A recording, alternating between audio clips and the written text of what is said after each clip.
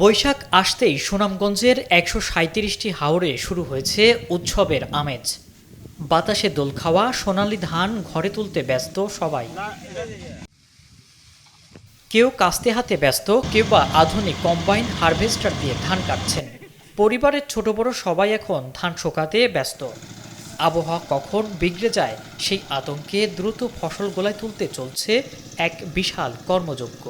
কৃষিকাজে শুরু থেকেই যে আমরা যে কৃষকের যে খরচটা অত্যন্ত ব্যয়বহুল, তবে এই খরচের সাথে বর্তমানে যে ধানের বাজার আমরা বিক্রি করতেছি 700-800 টাকা দরে, এটার সাথে কৃষক মোটেই লাভবান না।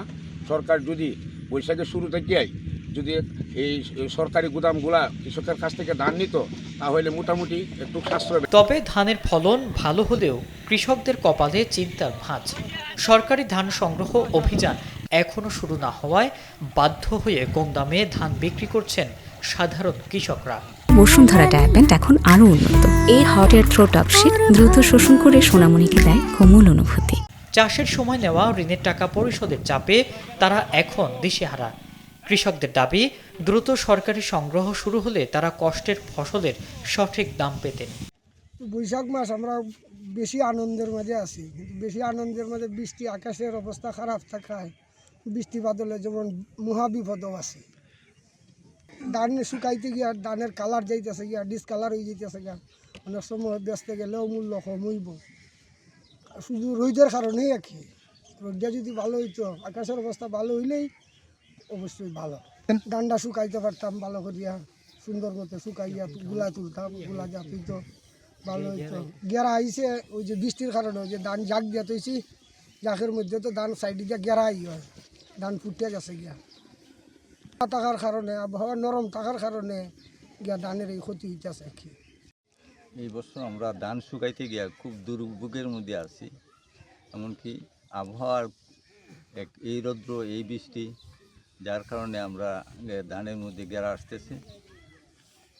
তো ভাই ভালো হয়েছে, ফসল ভালো হলে আবহাওয়ার কারণে মনে করা রাত্রে বৃষ্টি হয়, আরেকবার জ্বরক তো লাগে জায়গা খোলা শুকাইতে যখন জ্বরের পরে কিছু রোদ দিলায়, তা আসরক তো দিন খারাপ করলে বাবা আবার দলা করলায়।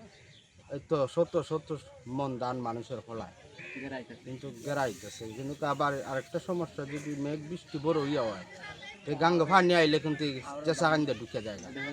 আর বাদ পাইছিল, তবে ফানি আইলেই তো থাকে না। বীজ, তারপরে তোমার বিষ, সার বিষ, আর তারপরে খাটাতেও গেছে তোমার এই বৈশাখী খাটাত প্রায় 5 থেকে 6 হাজার টাকার মধ্যে 12-14 মন ধান পাইছি। তোমার সাথে আমরা 12-14 মন ধান এই বছর কম হয়েছে বসি। ওই বাইরে এসে ধরলে, বাইরে এসে ধরার কারণে আমরা বের ফসল করছি। তারপরেও তোমার ধান বেচা বিক্রি করছে না 1000 টাকা মন, 1000 টাকা মন হইবে না, 1000 টাকা মন। বর্তমানে 1000 টাকার দাম নিতে লাভবান হইতে পারবো না। যেমন যে বর্ষাতে আশ্বিন কার্তিক মাসে যদি 1200-1400-1500 যদি হয়, যদি কিছু লাভবান হইতে হবে।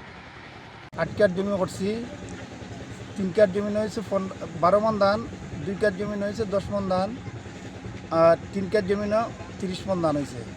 আমার মোট ধান পাওয়ার কথা ছিল 100 মনের উপরে, কিন্তু ধান পাইছি মোট 50 মনই মারি গেছে। একটা ফসলের উপরে নির্ভর করে লেখাপড়া যাবতীয় যা খরচ আছে, সব খরচ চালাইতে গিয়ে আমাদের হিমশিম খাইতে হবে। 2-2.5 হাজার টাকা খাটায়, আর ফসলে আমাদের বনে না, ঘুরে করে আমাদের লস। যে জমি করছি, জমির প্রতি ভালো ধান হয়েছে ইনশাল্লাহ। আমরা আল্লাহ কুলাইছেন করে কিছু ধান রয়ে গেছে, মানে এটা 2 আনা ধান রয়েছে। নিজেরা ঠান্ডা আনছি, এই কারণে খরচটা কম হয়েছে। আল্লাহ মোটামুটি বালাই দিচ্ছেন যথেষ্ট পরিমাণ। সরকারে যে হাইব্রিস্টার ভর্তুকি দিয়া 7%, 70% ভর্তুকি দিয়া ধান কাটার লাগে মেশিন দিছে, কিন্তু আমরা তো এই সুযোগ সুবিধা বুক করতে পারি না।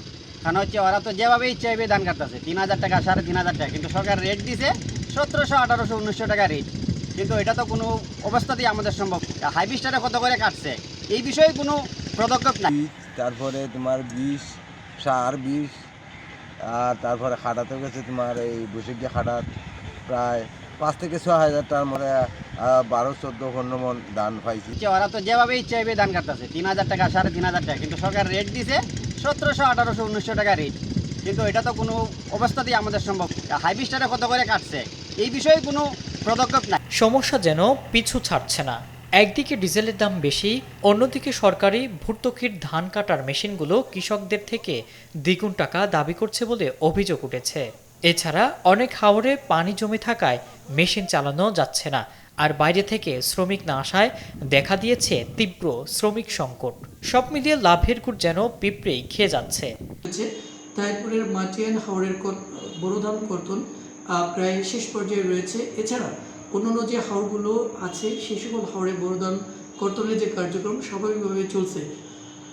তো আশা করি আমাদের এই তাইপুরের কোনো সমস্যা হবে না। তবে কিছুটা বৃষ্টিপাতের কারণে কৃষকেরা ধান শুকানোর যে প্রক্রিয়াটা, সে প্রক্রিয়াটা একটু বিঘ্নিত হচ্ছে। তবে আবহাওয়া ভালো থাকলে আশা করি এই সমস্যাও উত্তরণ হবে এবং আমরা আশা করছি ফাইনালি তাইপুরের কৃষকেরা তাদের যে কাঙ্ক্ষিত উৎপাদন তার চেয়ে বেশি ফলন পাবে আশা করি। শ্রমিক সংকট কাটাতে 20 থেকে 30 এপ্রিল পর্যন্ত জাদুকাটা, বালুমহল ও শুল্ক স্টেশনগুলো বন্ধ রেখেছে প্রশাসন, যাতে সেই শ্রমিকরা ধান কাটায় অংশ নিতে পারেন। এবছর 2,23,000 হেক্টরের বেশি জমিতে প্রায় 5,000 কোটি টাকার ধান উৎপাদনের লক্ষ্যমাত্রা ধরা হয়েছে। এই বিশাল সম্পদ রক্ষায় সরকারও কয়েকশো কোটি টাকা ব্যয়ে বাঁধ নির্মাণ করছে। এখন কৃষকের একটাই চাওয়া, ন্যায্য মূল্য আর একটু স্বস্তি।